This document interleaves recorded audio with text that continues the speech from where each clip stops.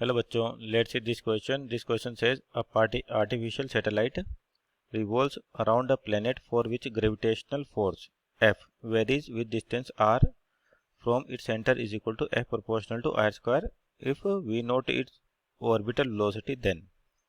तो देखिए यहाँ पर आपके पास क्या है. तो यहाँ पे क्या हो रहा है, आपके पास कोई सैटेलाइट है जो किसी प्लेनेट के अबाउट क्या कर रहा है, अपना आर्टिफिशियल सैटेलाइट प्लेनेट के अबाउट रोटेट कर रहा है किसी एक ऑर्बिट में. और जो उस पर फोर्स लग रही है वो क्या है, F proportional to r square. कुछ इस तरह से फोर्स दे रखा आपको.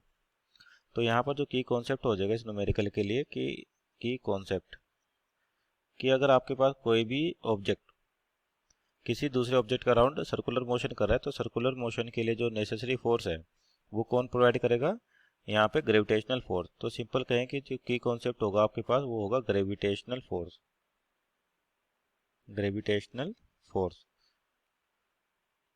अब इसको समझे कि और क्या किस तरीके से कि आपके पास मान लीजिए ये है प्लेनेट P और ये आपके पास सैटेलाइट है जो इसके अराउंड एक ऑर्बिट में घूम रहा है जिसकी वेलोसिटी कितनी है, आपको v नॉट दे रखी है.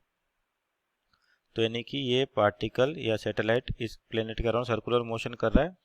तो सर्कुलर मोशन के लिए जो नेसेसरी सेंट्रीपिटल फोर्स है इसका मतलब mv²/r.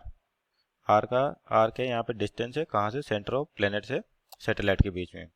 जो नेसेसरी सेल फोर्स है वो कौन देगा, इन दोनों के बीच में लगने वाला ग्रेविटेशनल फोर्स. तो यहाँ पे जो ग्रेविटेशनल फोर्स की वैल्यू कुछ इस तरीके से दे रखी है कि F प्रोपोर्शनल टू क्या है, आर स्क्वायर. मान लीजिए प्रोपोर्शनलिटी निशान को हटाएं तो आपके पास कोई कांस्टेंट K आया, K इंटू आर स्क्वायर. तो ये फोर्स विटल फोर्स देगा.